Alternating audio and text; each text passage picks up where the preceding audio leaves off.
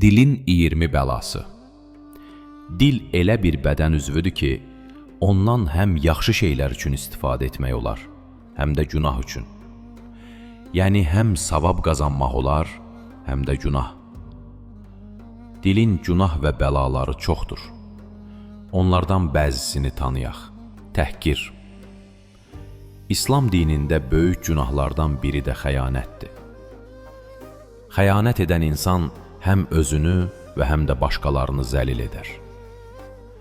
Hər kim yoxsul mömini təhqir edər, Allahı təhqir etmiş olar.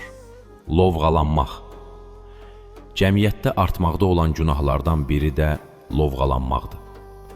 O insanlar ki, özləri ilə öyünür, əslində çox həqir və alçardılar. Quranda oxuyuruq, cəmaatdan təkəbbürlə üz çevirmə və yer üzündə lovğa-lovğa yerimə ki, Allah heç bir özündən razını və lovğalanıb fəxr edəni sevməz. Günahını ifşa etmək. Başqalarının yanında günahını rüsva etmək böyük günahdır. Əgər insanın günahı varsa, gərək onu Allah ilə bölüşsün. İmam Rıza əleyhisəm buyurur, günahı gizlətmək 70 min yaxşı işə bərabərdir. Günahı danışmaq xarlıqdır. Gizlədən bağışlanılar. Şəxsi sirlərini gizlədə bilməmək. İnsan gərək sirrini saxlaya bilsin. Onu heç kəsə deməsin. Sənin sirrin o zamana qədər ki açılmayıb, sən onun ağasısan. O zaman ki açılar, qəm və qüssəyə səbəb olar və səni öz qulu edər. Yersiz sözlər. İmam Əli əleyhissalam dəfələrlə buyurmuşdur. Ey insanlar, təqvalı olun ki, insan əbəs yerə xəlq olmamışdır. Öz başına bu araxılmamışdır ki, yersiz danışsın. Yersiz suallar. Yersiz sual vermək də dilin bəlalarındadır. Və insan bu sualları vermək yerinə düşünüb təfəkkür edə bilər. Ey iman gətirənlər! Ömrün müddəti, dostların ölümü, var-dövlətin əldən çıxması və yaradılış aləminin hikmətinə və kamil quruluşuna uyğun olaraq gizli qalan məsələlər kimi, sizə aşkar olacağı təqdirdə sizi narahat və qəmgin edəcək şeylər barəsində Peyğəmbərdən soruşmayın. Əgər Quran nazil və vəhiy mələyi hazır olan zaman onların barəsində soruşsaz, sizin üçün aşkar olar. Allah onlardan keçdi, onları əfv etdi. Allah çox bağışlayan və həlimdir. Səbəb olmadan üzr istəmək. Səbəbsiz yerə üzr istəmək günahı artırar və faydası yoxdur.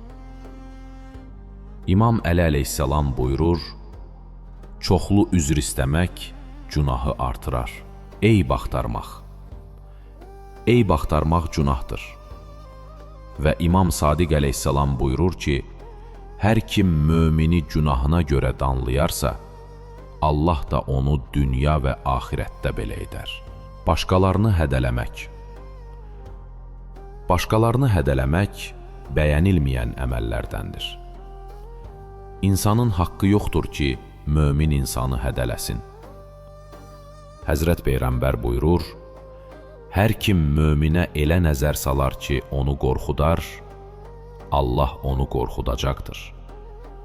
O gün ki, Allahın kölgəsindən savayı kölgə olmayacaqdır. Yaltaqlanmaq. Çox təəssüf ki, bugün yaltaqlıq çox artmışdır. İnsanlar bu yolla məqam və sərvətə çatmaq istəyir. Yaltaqlıq İslam mədəniyyətində çox rəzil bir əməldir və imanlı insana yaraşmaz. Yalan. Yalançı Allahın düşmənidir. Yalan bütün bəşər tarixində olmuş və insanları yolundan azdırmışdır. Həzrət Peyğəmbər buyurmuşdur, yalandan uzaq olun ki, pisliklərə yönəldər. Pisliklərsə atəşə tərəf yönələr. Yalandan vədə vermək. Yalandan vədə vermək, sanqat bir-birinə olan etimadını zəiflədər. Yalandan vədə vermək, ilahi qəzəbə səbəb olar. İmam Əli əleyhissalam Malik Əştərə yazdığı məktubda buyurur, İnsanlara verdiyin vədədən boyun qaçırtmaqdan çəkin, söyüş söymək. O insanlar ki, çirkin söz danışırlar, davanın meydana gəlməsinə səbəb olurlar. İmam Əli əleyhissalam buyurur, hər kim söyüş söyər, özünə həsəd